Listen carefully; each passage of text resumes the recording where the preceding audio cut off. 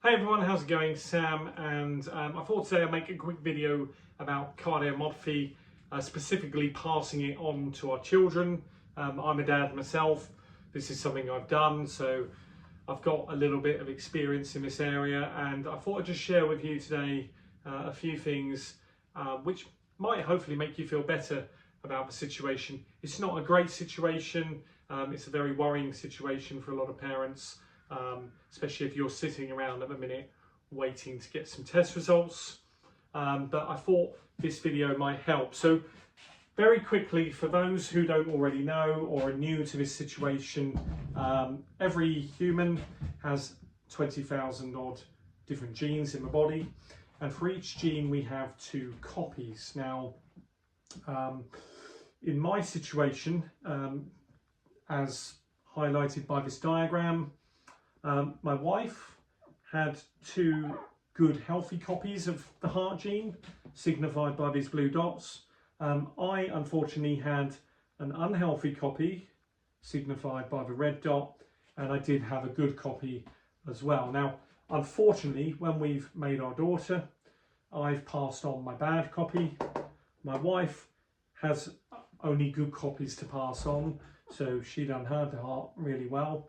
But unfortunately, me sending on my bad copy means that my daughter might develop cardiomyopathy in the future.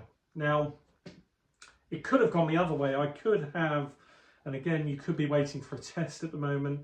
It could have worked out that I'd sent my good copy and my wife's good copy, and we would have no further issues whatsoever. But unfortunately, that did not happen.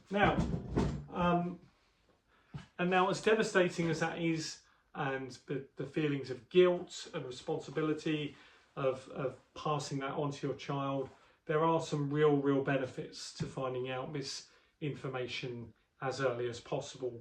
Now, I didn't find out I had cardiomyopathy until I was 36. By that time, I'd done an awful lot of damage to my heart because I wasn't even aware there was a problem. I was doing far too much intense exercise.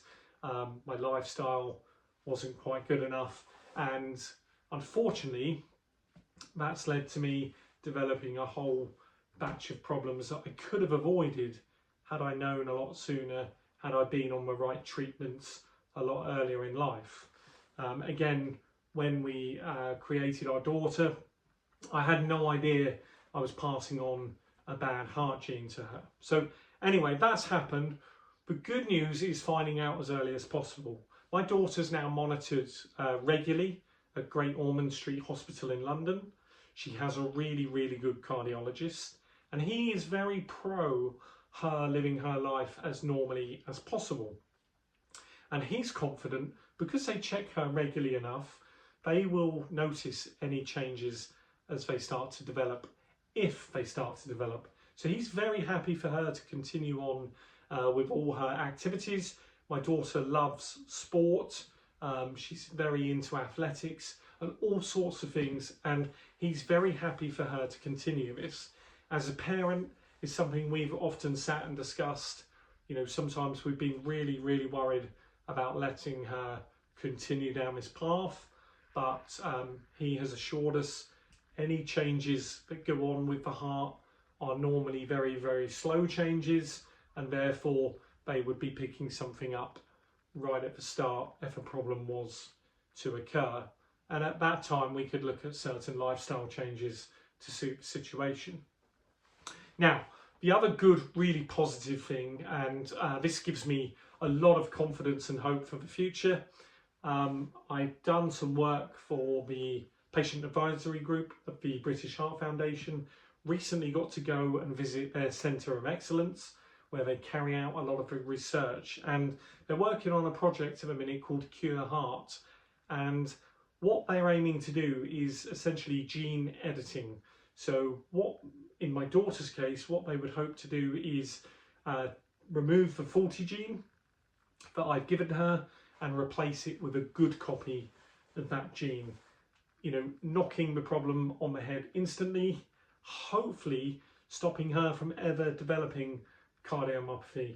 Now, she might go on, many years before developing a problem, she could start to experience problems in her sort of young adulthood life. We just don't know. It affects everyone so differently. Different genes are more aggressive than others, so I think they're discovering new genes all the time, but the ones they do know about, they've done research on. Some are, faster, a bit more aggressive than other genes. It's sort of symptoms are normally brought on earlier, and some genes may show a consistency of developing symptoms later, further down the line. So it's quite a minefield, to be honest with you, but essentially knowing is key, because it can be monitored and it can be treated accordingly if it starts to be problematic. But also there is real hope that there is a potential cure coming in the future. The other things I sort of noticed when I was there in Oxfordshire, looking around this research facility, is there is a lot of clever people there working on all sorts of treatments, all sorts of improved procedures to make life for people with inherited cardiomyopathies a lot better. So I hope some of that helps. If you've got any more questions, anything I've missed, please put something in the comments below.